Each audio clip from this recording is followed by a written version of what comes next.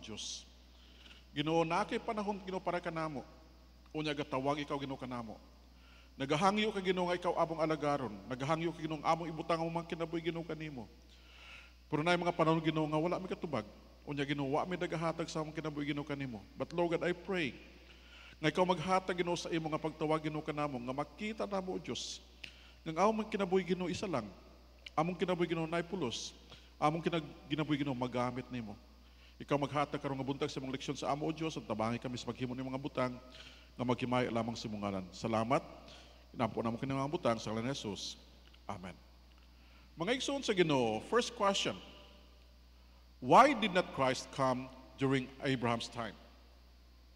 Di ba, ang nahibawan nato nga ang atong Diyos nga manluluwa si Kristo, ang panahon nga naanabutang sa itong katubang iya tanan. Nga na nagpili man siya, nga sa una si Abraham na din ha, si Moses niya din ha, pero ang gipili niya, dili katong panahon sa pagkanis kalibutan, ang gipili niya, katong wala na si Moses, wala na si Abraham, kanina nga panahon ang bago sa ato. Nga naman, ang tubag sa usa ka theologian ngo niya, the chief meaning of the law lies on the developing of an expectation of the Redeemer by revealing human sinfulness. Ang gusto may tabo sa Ginoo nga ma-develop nato, makita nato, mag-increase sa ato kunahuna kung unsa na kita ka makasala. Kaysa una nga panahon ng tao siguro di pa pare sa ato kunahuna ba nga moderno pagunahuna kita makasala di ay. So, ang Ginoo nagapagita paagi nga makita nga mga katawhan, makita nato ang pinakalisod natong kahimtangan, unya makasulti kita nga Ginoo, salamat sa imong ginahimo kanamo karong buntag. And so, as we go on, ang ato makita nga si Moses na unya naapod si Abraham. Sila nga duha. Si Moses o si Abraham. Moses and Abraham. And then si Moses ang iya gihimo nga ni. Gi-introduce niya ang curse. Makita nato sa Galatians 3:13. Ang Ginoo nagsugo kay Moses unya iyang gibutang sa ato katubangan ang curse nga ginahatag sa Ginoo sa mga kasala. So ang sala nilang nahimo sa una naa na itubag gikan sa Ginoo. And second one is that sa kay Abraham nga side, dili curse. Sa kay Abraham nga side, blessing. So, dinis si Moses, ang gibutang sa Ginoo, magtuman mo. Dito kay Abraham, panalaan ka ng ihatag. Kita nga nakahibalo ni Ana nga mga butang, dako ang atong kalipay, nga nahibawaan nato diay nga, sa kay Moses, bugat lang na doon. Sa kay Abraham, dagas ka madawat. And so, Moses and Abraham were the people who got this, curse and blessing. Number 2, sa kay Moses, it was a system of death. System of death. Ang iyang kimtangan was that ginapakita sa ato ang sistema kung unsa kita mamatay. Unsaon at pagkamatay. Asa kita mamatay, unsa ka mahitabo sa ato kung kita mamatay. Mga igsoon sa Ginoo, naibawan nato na, di ba? But sa atong paglantaw sa atong kamatayon, mao na ang gitudlo sa kay Moses ka time. But look at this.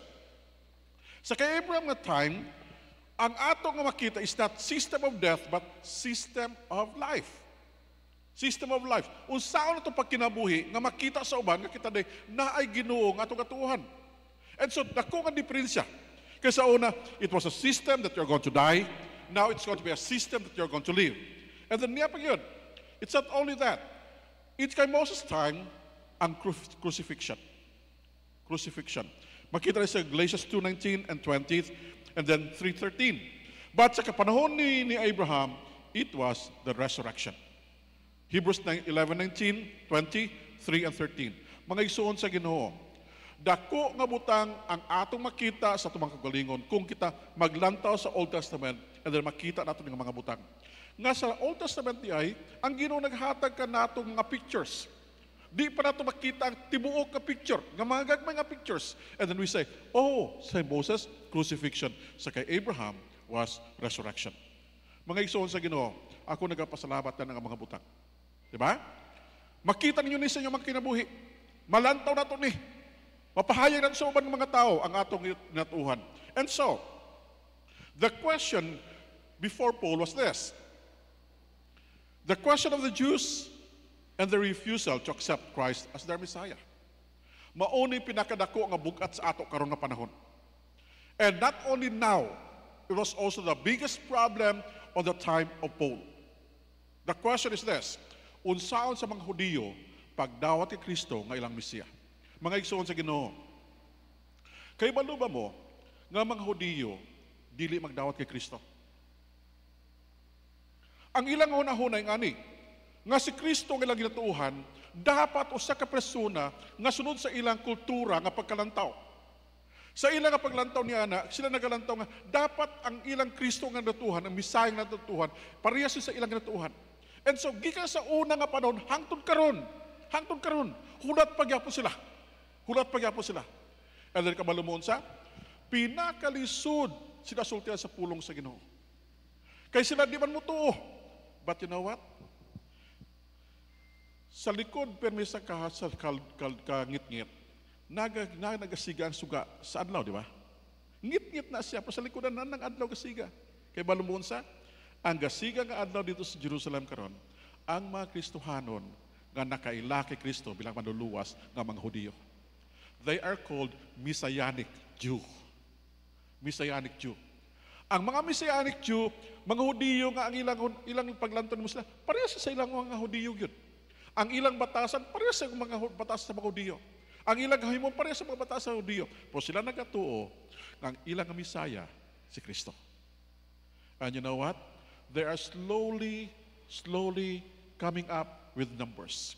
Hinahinay. Bisa ginahinay nga pagsasaka na ay nagkakaluwas sa ila. And so, for Paul, it was a big question of the Jews, the refusal to accept Jesus Christ as their Messiah. And so, but sa panahon ni Paulo, ang ato makita bang murag kanang ang pangutana about sa mga pagkamisaya ni Jesus, pagsugod yun sa pagkabanaw ni Kristo, murag kanang nasulban. Nga naman. Okay.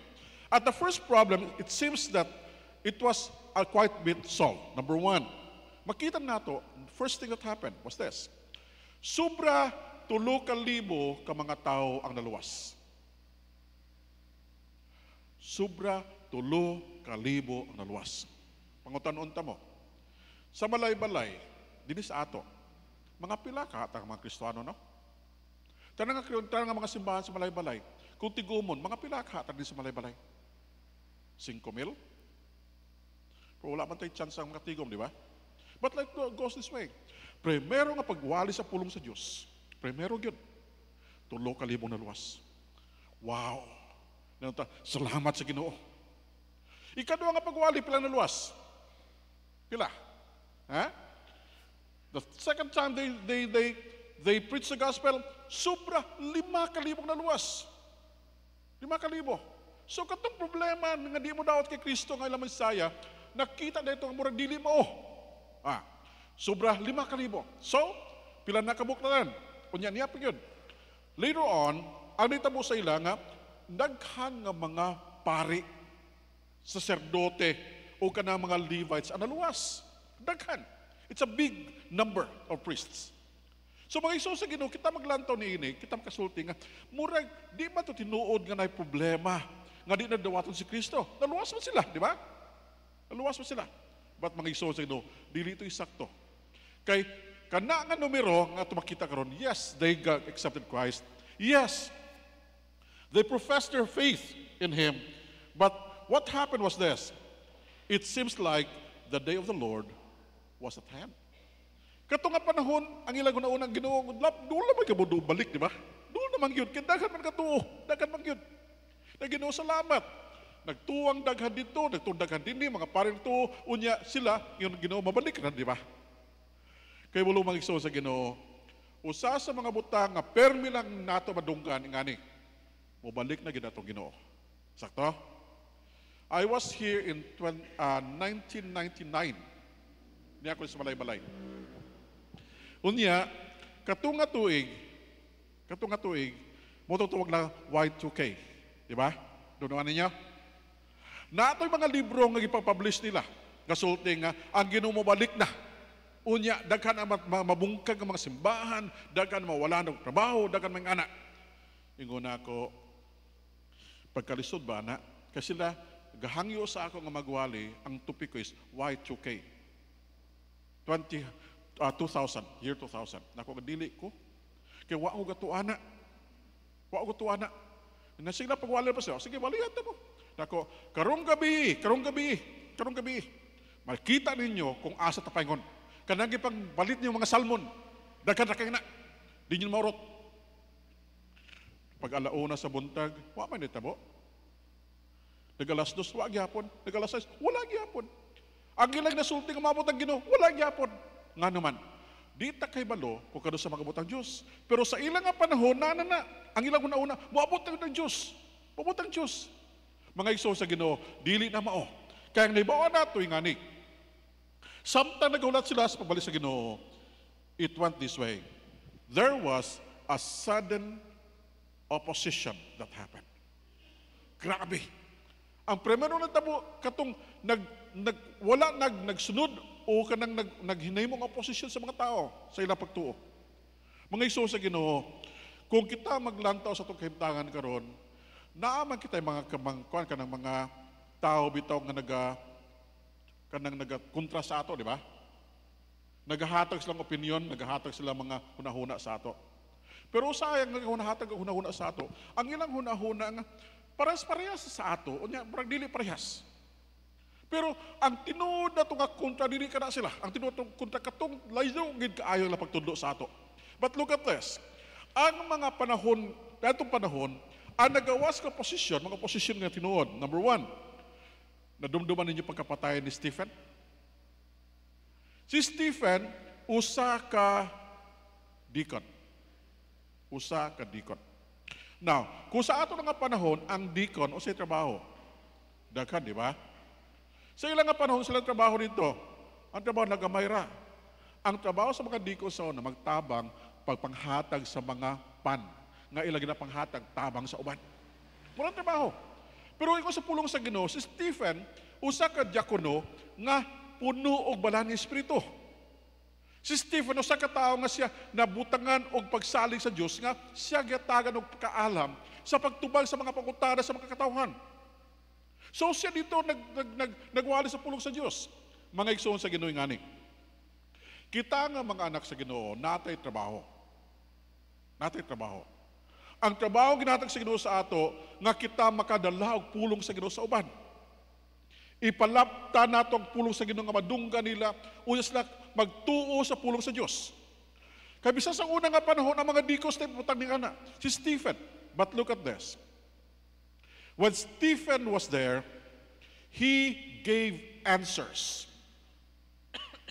Saboy pa si Stephen, nagpanghatag sa tubag sa mga pangutana sa mga katawhan. Ang yang tubag, tinuod. Unya, unsa paghimo, naghatag mo sa pangutana. Ang yang pangutana, gihatag sa ila, di sila katubag. Mga igsoon sa Ginoo, milagro, di ba? Na unsa man nga siya maghatag og pangutana nga di matubag, unya mga pangutana la matubag niya sa isakto. So si Stephen, gipriso, sunod, gipatay. Next, imprisonment and slaying of James. Kadumdum mo sa kay James, gipriso, unya gipatay, putulang ulo. And so what else? Niya pag yun, persecution of the church leaders. Ang mga apostoles, ang uba sila na priso, ang uba sila naghawa, ang uba sila gipangdakop, ang uba sila gipangpatay, ug daghan pa. But look at this. The question is this. What was Paul's utmost and personal desire for his people, Israel? Unsa man ang gusto ni Paul na may tabo sa iyang katawan? Naaba o wala? Igsoon, pangutanon ta ka. Unsay gusto ni matabo sa Bethel Baptist Church? Or, unsay gusto ni matabo sa imong pamilya? Mag-ani lang mata simbahan, maglingkod, magminaw, uli? O naa ka may gustong may tabo sa imong pamilya? Nagamito sa Ginoo ang mga tao nga magwali sa ila? Or gusto ka ba nga gamiton ka sa Ginoo nga magdala sa mga igsoon, mga igagaw nimo, mga anak nimo sa pag-ila sa Ginoo? Now na kay balo ko nga kamo gaw nahuna karon, pastor. Lisod man na. Lisod man na. Akong mga anak bugoy. Akong mga babae di man dakpan asa. Kay balo ko na. Kay balo mo unsa? Ako may igsoon nga na po sa una. Salamat lang mo sa Ginoo, gikuha sa Ginoo sila. Kuha na sila. Pero may igsoon sa Ginoo, ang atong paglantaw sa itong kagalingon, unsa man? Unsa gusto natin may tabo? Now, ang mga igsoon sa Ginoo, here is Paul. And he's got twofold confession. Dua kabutang ang iyay sulti karong buntag sa ato. Number one, his utmost desire in Romans 9:1-3. Unsay nang gusto ni Paulo may tabo sa iyang kinabuhi? Nung nakaibalo ko nga si Paulo, walay pamilya. Di ba? Wala siya mga anak na nakita ng mga ngalan o iyang asawa nga manabutang ang ilang rasyon sa Biblia. Di ko kabalo nga nun na yung anak. But look at this. Siguro si Paulo, ang iyang handom, ang iyang gusto, nga mag-alagad sa Ginoo, nabutang nga number one sa kinabuhi. Nga dili pwede sudlan sa uban. Dili pwede mabutangan og gugma. Dili na pwede butangan og uban ng mga tao.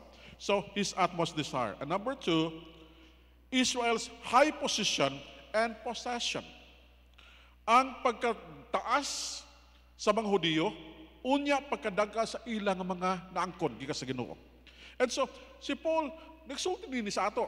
Nagsulti niya ni sa ato. Actually, kaning Israel's high position, 7 na kabuk nga Hudiyo ang nakakuha lang yun. Wala kita. So, kids lang ang mga taon, pasalamatan na ito ng Diyos, kasi ang mga kaning mga katawhan, pasalamatan na ito nga Ginoo, naghatag sa ila, o kanang ang paglantaw nga, naibawa na ito, nga ang Diyos ang naghatag sa ila. And so, what motivated him to desire such desire?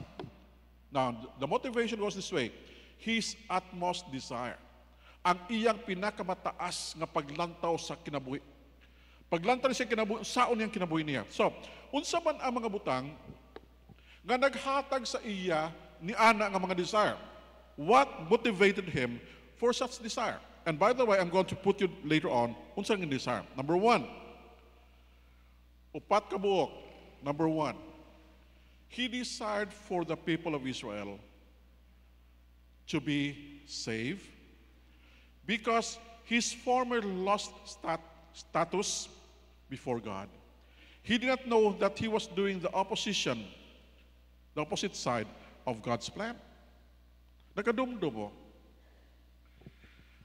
Kano sa naggawa si Paulo sa Biblia? Can you still remember when the name Paul came out in the Bible? According to what we know, his name came out not as a person who was serving God. He was a person who was serving God in his own mind. Iyang una-una, nag-aalagad siya sa Diyos. Pero, ingani, wala siya nag-aalagad sa Diyos. Ang iyang ginahimo, kontra sa mga alagad sa Ginoo. Kontra. So, ang iyang una-una nga siya, Ginoo, sa una nga panahon, ang ako nga pag-alagad sa imo, abi na ako, tinuon na ginto. Kaya balo mo? Ang iyang gibutang sa iyang pagtuon nito nga panahon, kinabuhi sa mga tao. He was willing to kill of believers. He was willing to get them and put them in jail. And that was Paul. Mag-iso sa Ginoo. But now, he knew that his former status was different. Dili ito mo. Mga igsoon sa Ginoo, kung kitabit na maglantaw sa tumang kaimtahan karon nga panahon, kay balong sa usahay ko na hun ako, Ginoo. Kung wala ko ni mo giluwas, asa ka ako no? Kung wala ko ni mo giluwas imong grasya, unsa na ka ako karon? Ako ko na huna, kung ako giluwas sa Ginoo, patay na ko karon. Patay na ko. Ang uban sa ato siguro, basig wa ka giluwas sa Ginoo, tuwa ka sa prisuhan. Ang uban sa ato, gatago-tago pa. Pero mga igsoon sa Ginoo, pasalamat ta sa Dios giluwas na kita. Kay atong former nga mga status, di na ito makita ang Ginoo sa atong kagalingon nga mga kinabuhi. But we praise God because He gave us those things. And we say to the Lord, Lord, you are good. You are good. So, what made him make those desires? Because he was of his lost status before. Number two, not only of his lost status, but number two, his miraculous rendezvous with Christ on his way to persecute the Christians in Damascus. Kano sa nagkita kay Kristo? Naabay panahon nga magkita sila. Mawalihan ka sa pulong sa Dios. Ha? Kinsa ka tao magwali sa kay Paulo, kay Saulo? Naaba. Naabay ba isog tindog sa mga Paulo ka dapat magtuo kay Kristo? Naaba. Mga isuon sa Ginoo, wala tay makita ng isa ka tao sa Biblia nga nagsulti ana sa tubangan ni Saulo, nga siya, Saulo, magtuo kay Jesus. Wala. But look at this. He was able to meet Jesus on the way where he was going. Where was he going? To Damascus. For what? To persecute the Christians who were there. The people who were on the way sa dalanon sa Diyos. So, si Kristo, si Saulo, nag-ato dito. Ang iyang hunahuna, yun nga ni, nasa sulat, nasa army, lakaw sila, ato sa Damascus. And they were there to get the believers and bring them back to Jerusalem and put them in prison. Mga isuon sa Ginoo, makatilinga lang ang butak. Makatilinga lang ang butak. Si Saulo nagtuon sa Biblia, sa Taurat. Si Saulo nagtuon uban sa usa ka scholar nga ngalan niya si Gamaliel. Si Saulo nagtuon sa pulong sa Ginoo, unyas nakamalugid siya sa pulong sa Dios. But he was on his way opposite of the will of God. He was on his way going to Damascus to get people away from God. And while he was there sitting on his horse, all of a sudden, gikan sa taas, ang kahayag sa Ginoo nanawag sa iya. Nahulog sa kabayo, nabutas siya sa kita. Unya ko na Ginoo, unsay gusto nimong himuon ako? For the first time, he said, Lord, what do you want me to do? Who are you? For the first time, he talked to Jesus and asked his name. Lord, what can I do for you? For the first time, he got the message that he was not there to bring people to destruction. For the first time, he saw that he was doing the opposite thing in the world. And he was asking God, what can I do for you? Ingon sa Ginoo sa iya, Saulo, you go ahead to the city of Damascus. There, I'm going to tell you what you need to do. And so, we have here the rendezvous. It's not because makita nato nga ngayon sa Kristoano nga maayo nga magsulti. Wala. Wala. Wala isog. Dili tungo kay mga apostoles puno og gahom. Wala apostoles nga magpuno gahom. But he was brought to Jerusalem, to Damascus. And while he was in Damascus, according to what we know, he was praying there for 3 days. No eating, no saying, he was praying for 3 days. Unsa pagkampo ni Saulo sa Damascus? Ginoo, ibalik ako nga kahayag. Wala. Ginoo, hatay ko mga magtutulo. Wala siyang sulti. Wala akong kabaluon sa pagsulti niya. But ingon sa Biblia, usa ka tawo gidulan ni Kristo sa Ginoo nga day, adong, at tuwi dito, nakikalaga dito. Katubang sa Saulo ba? Sige sa Ginoo. Katubang si Saulo, bitan to, katubang taga Jerusalem. Di ko Ginoo. Dili ko mato. Di ko mato. Kaya nag-ani na sa dini para mapagdakop sa amo. Ikaw, sugot ka. Ha? You present yourself before a persecutor and say, I'm going to help you. And then said, okay, I'm going to help you too. Come here.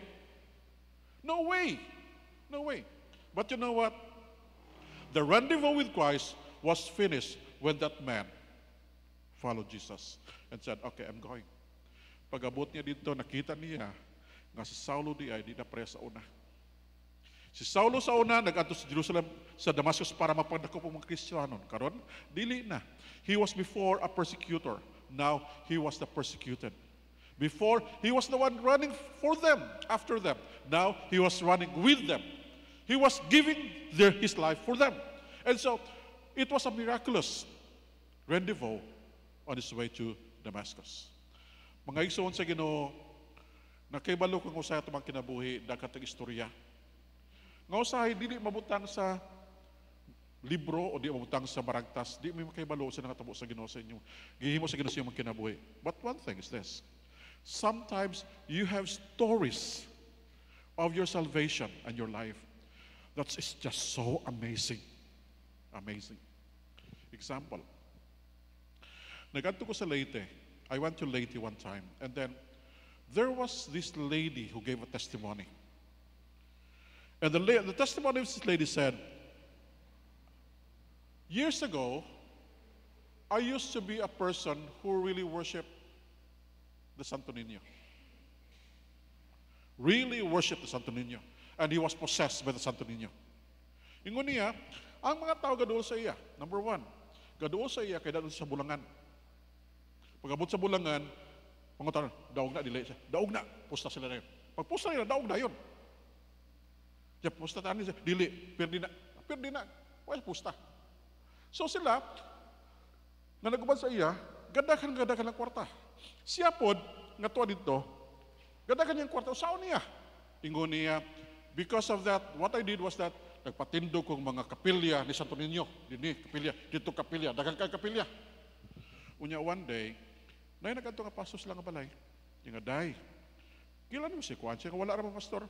Siya nga naman day siya, mag-Bible study siya. Uban ko. Nag-uban sa Bible study. Pag-abot sa Bible study, ngun niya, di ko pagkasabot, Diyos sa Ginoo. Di may makasabot sa sunod na building. Nga ang hangin na perti ko suga, paingon dito. Kanya, madunggan akong tingol dito sa kilid. Siya nga, dayaw ni tanduga nga babae, ay no tanduga. And then later on, he was able to be freed. Nakagawas siya. E nun niya, Pastor, kay balo ka? Ang akong rekreasyong kinabuhi, kung usaon ako ito pagpaguba ang mga kapilya, gipatindog na ako para sa ninyo. Unta na kaila ko sa una sa iya, wala na sila. But you know what? Maybe some of you have that kind of testimonies. What you can do is give it to people so that you can hear. They can listen to you. Because according to what we know, that's the rendezvous of our faith. Number three. His wonderful time of knowing God's people who really knew that fact on Christ and His deeds. Mga Isus sa Ginoo, di ba ang mga tao na tabang kay Saulo, mga tao nga gagmay, di ba? Dito sa mga dagko. Ang primero ang mga tao nga nagduol kay Paulo, nagtabang siya. Dili si Pedro, dili si Marco, kung siya pa, mga tao nga dagko nga, sa itong panahon. Dili. Mga gagmay, mga ubos. But look at this. They are the people who really knew the fact about Christ and His deeds. Sila nga mga tao na kaybalo. Kung unsang ihimo ni Kristo. Kung unsang ihimo na para maluwas lang sila mga sala. Kung unsang ihimo ni Kristo para sila mga kaluwasan. He knew that. He talked with them. And mga Isus sa Ginoo, kita nga mga katawhan karon, kaybalo mo, mauna ka itong role. Mauna. Kita mapakita sila sa atong kinabuhing isakto. Dili ka na katong sa kinabuhing baliskat. Dili. Gagmay ta nga mga tao. Gagmay ta nga mga tao nga makita bisag kaasa ng Panginoon. But when they look at us, they raise up their head and say to the Lord of heaven, God, thank you for this man. Thank you for this man. Because of him, I'm able to see you up there. Kung makasuldes lang ana, mag-Isus sa Ginoo, imong kinabuhi, may mga panalangin. Number four. His knowledge as revealed by God to him alone. Kaya balo mo, si Paulo, wala nag-atong Bible school.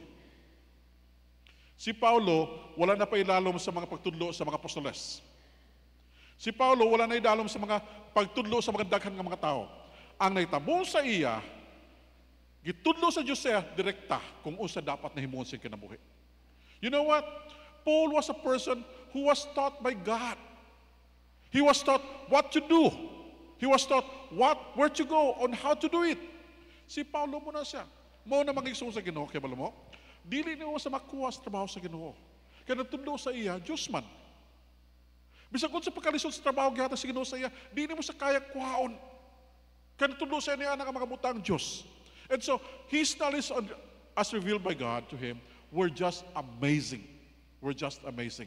And so as we go on serving the Lord, my question is this: how are we before God right now? Makasulti ba tayo tagat sa Ginoo panalangin? Nga makasulti ang Ginoo sa labat yun. Nga ikaw naghatan ni panalangin sa ako, unya ako makasulti nga Ginoo ikaw matarong. Diyos na ako maluluwas. And so as we have this thing of His knowledge, the conclusion would go this way. What was his resolution and decision for the Jews? Unsa man ang gusto niya himuon sa mga Hudyo? Answer. Read it, please. He is willing to take their place if only they can get to heaven. Baylo, di Ginoo, pwede ba kung ako lang sa ila? Sila palagit, no. Pwede ba? Mga igsoon sa Ginoo, kana sa nga mga pagsulti, dili sa yon. Sa ato karong kaimtangan sa Pilipinas, murag kaya nato isulti na. Pero kay balo mo, nawala na kabukat sa tulugan. Nga willing ta mag-exchange itong kinabuhi para sa uban. Ang atong kaimtangan sa Pilipinas, dakat ng OFWs. Nagalakaw sa ubang nga nasod, unya dito magkasuroy-suroy, unya mawalang ilang hunahuna. But look at this. Paul was saying, Lord, can I exchange my life with these people? Can you take mine?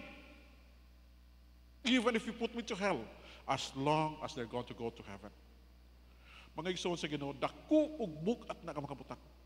But for Paul, he was saying, I can exchange my life for them. And as they go on serving you, may I always remember that I said this to you, Lord, help me. Help me. Tabangi ko. Dili biya sa yun. Magkimo sa mga butang kaangay ni ini. But look at this. He was willing to take their place only if they can go to heaven. Mga igsoon sa Ginoo, nakaibalo ko nga before, wa pa namin nyo. Daghan tagadamguhon, unag yun. Atong bana, atong asawa, nga nabadla sa Ginoo. Later on, nawala man tong damgo. Kaya di na ito madala. Sige na, ayaw na lang akong bana, ayaw na akong asawa. Ako lang mga anak. Pagawa sa mong baby, Ginoo, akong anak, dadon ako sa Ginoo, dadon ako sa imo. Baylon lang kinabuhi. Imo ako. Siya imo ako. Ako, impyerno, gusto nimo. Pero pag nagko na nila, pag di naman kaya, kanagbugoy naman. Ginoo, saan na ako ni? Saan ako ni Ginoo? I don't know. Di ko makasulti sa mga gusto sa Ginoo sa imong kinabuhi. But look at this. Naay plano ang Diyos sa imo. Ayaw undangig ampo ang imo pamilya. Ayaw undangig ampo ang imo mga anak. Ayaw. Ayaw isurrender sa siyawa. Padayon na pag-ampo sila para maluwas sila. Magabutang adlaw sila mangutana ngano mama ngano ngani man ko. Tuba ka. Nabugoy ka kay mong amahan ngani. Whatever. But look at this. Never forget to continue praying for them. Kaya yung pag-ampo, manabaglas sila sa Ginoo. And so, the question now is, how about us? Are we willing to take their place so that they can go to heaven? Yes? No? Let's pray. Amahan na mga langit nun. Salamat sa mga kaayo Ginoo kanamo. Lord God, ako nagapasalamat o Diyos sa kay Paulo nga naghatag sa example Ginoo kanamo nga makita namo Ginoong imong kaayo. Nga nagsulti sa Ginoo nga siya dili maayo daw taning kinabuhi sa una. Pero Ginoo ikaw nagbalhin siyang kinabuhi Ginoo nga makita sa uban nga ang iyang kinabuhi Ginoo imo. Pero willing sa Ginoo maghatag siyang kinabuhi Ginoo baliskad Ginoo nga iyang mga igsoon nga mga Hudiyo Ginoo makaduol unta Ginoo pag ila Ginoo kanimo. Ginoo padayon kay magampo Ginoo para nini nga nasod.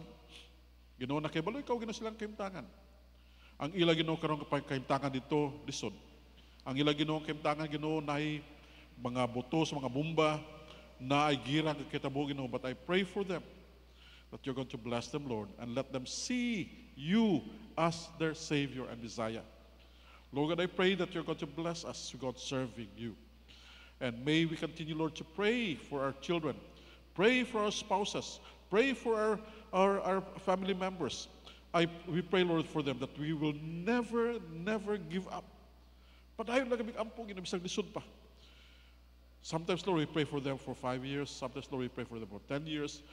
But I know, Lord, sometimes you have to pray for them for a lifetime, and then they give up their lives to you. Lord God, I pray that may you help us, Lord, put these things to our lives. I pray you now, and I don't know, Lord, how you're going to use this prayer that we use end this sermon that we have this morning.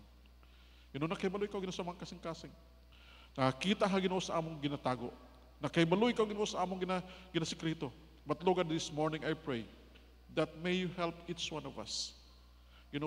Tanduga Ginoo nga magsuon Ginoo karong nga buntag. Ngas kami nga tanan o Dios. Dili magbiya, dili magbaya. Nga kami Ginoo magampo paday Ginoo sa among Ginoo mga banag, mga asawa, among mga anak, among mga inahan, mga amahan, among mga igagaw. Nga kami Ginoo magampo Ginoo para Ginoo kanila.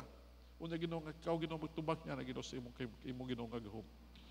Magigso sa Ginoo, while we are praying this morning, while we bow our heads and close our eyes, gusto na ko makibalo kung unabat sa ato dining gusto nga maampuan ako nga buntag. What you can do is just pray what I said earlier, asking God for His help, asking God for His blessing on us. And then as we have this, you say, Pastor, can you pray for me, please? I don't know what to do. I don't know how long. I don't know how, but I want to be a man of God and say, Lord, use me, please. If you're here this morning, can you raise your hand and I'm going to pray for you, please? God bless you, ma'am. Napayuban? Anybody else? Anybody else would say, Pastor, pray for me, please. I am not the one that's showing emotions, but I want the Lord God to know that I am raising my hand today, surrendering to His will and asking for His blessing. Niya ka ba karong buntag? Can you raise your hand, please? And then we're going. God bless you, ma'am. Napayuban? Yes, ma'am. God bless you. God bless you. Anybody else? Napayuban? Magagiso sa Ginoo ako nakibalo, daghat mga bugaton. Pero kung dili ta magpatabang sa Ginoo, wa tay mahimo. Nahaba ba? Nahaba ba? Ginoo, tabahan ni kami o Diyos. Ihatagan mong ginunggugma. Ihatagan sa mo ang kabalaka. Bantay kami o Diyos. Panlangini kami. Sa ngalan ni Jesus. Amen.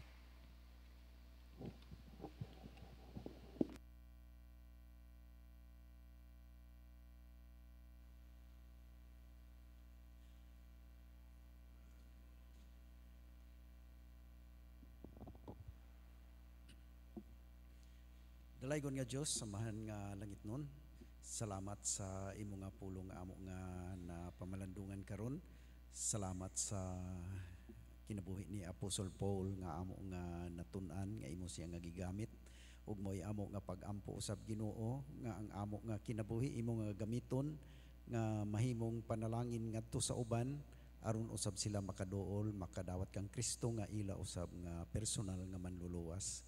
O tabangi kami Ginoo nga mahim usab kami nga panalangin sa uban pinaagi sa amo nga mga paghatag sa amo nga mga kinitaan sa financial nga bahin para nga magamit Ginoo sa pagpalambo sa imo nga pulong may spread out ang imo nga pulong ngadto sa mga lugar nga wala pa gyud makaila kang Kristo nga ila nga manluluwas busa ang amo karon nga paghatag mo kini Ginoo ang isip nga amo nga usa nga amo nga matabang para sa pakailap sa imo nga mga buluhaton o panalangin kini nga daghan pagyod ang ma-reach out Ginoo pinagi nimong sa amo nga paghatag karon sa financial nga bahin amo nga gitugyan kanimo ang tanan sa ngalan Ginoong Hesus.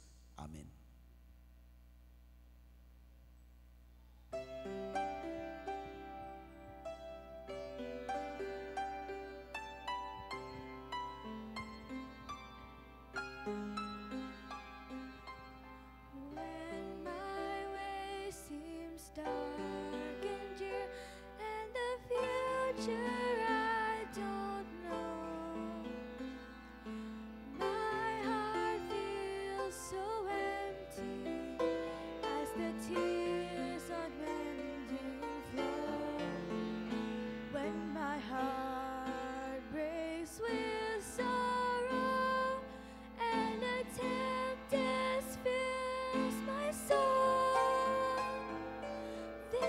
One thing I know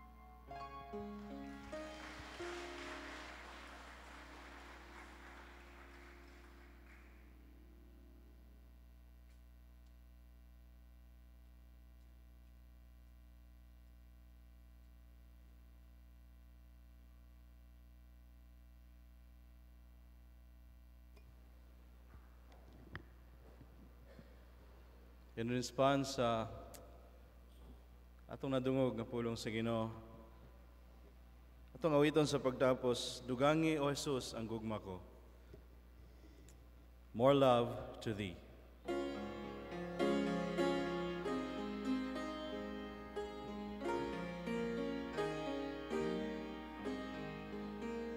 Ready now? Sing.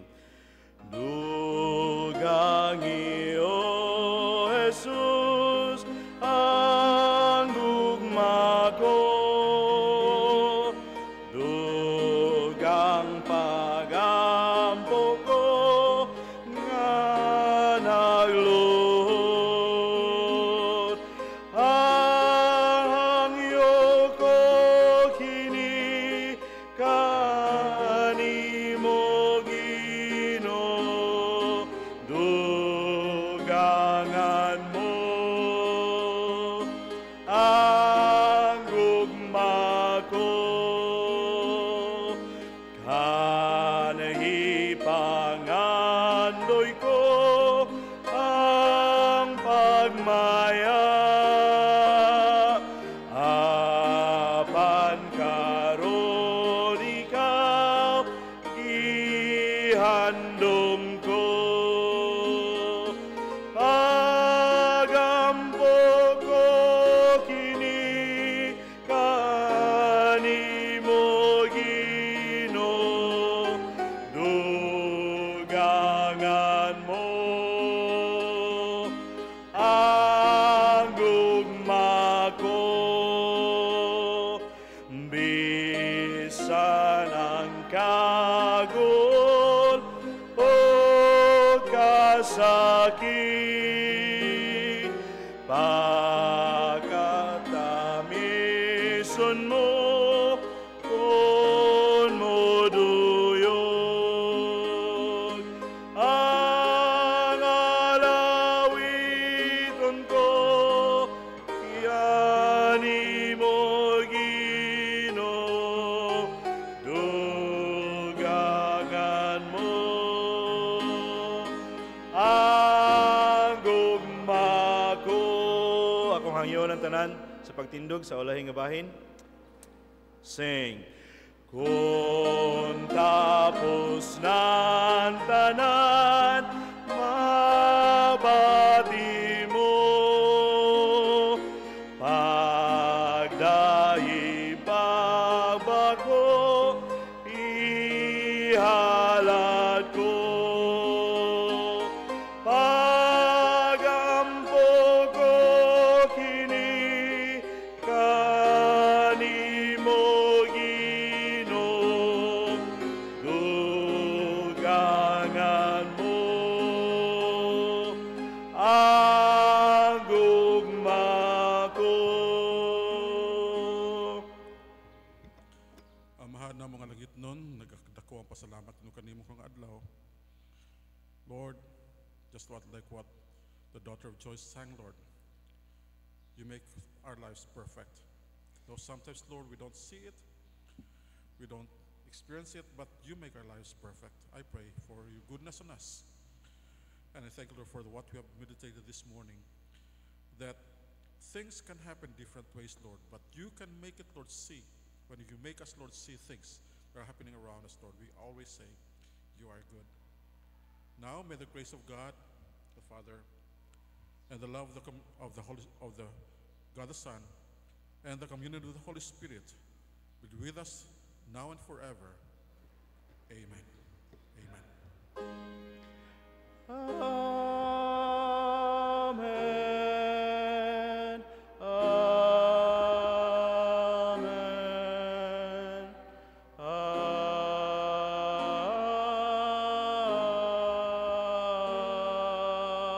Amen.